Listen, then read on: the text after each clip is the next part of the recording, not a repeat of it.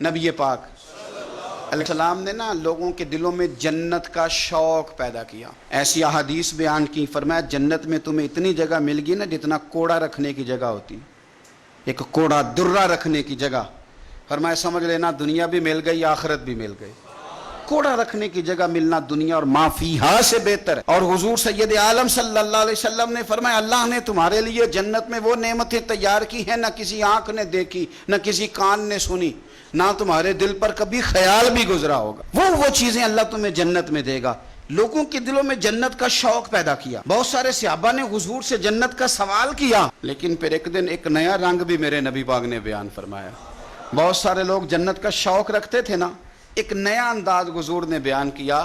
ساری دنیا کو جنت کا شوق، تو حضور فرمانے لگے جنت کو بھی کچھ لوگوں کا شوق ہے، جنت کو بھی کچھ لوگوں کا شوق ہے. تر دامنی پہ شیخ ہماری نہ جائیے، ہم دامن نہ چھوڑ دیں تو فرشتے وضو کریں. کہا کچھ لوگوں کا جنت کو بھی شوق ہے. یا رسول اللہ وہ کون کون ہے؟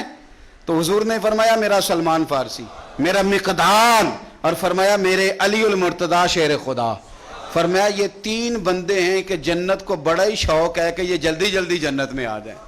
جنت ان کا شوق رکھتی ہے، جنت کو شوق ہے کہ یہ آئیں جنت کو.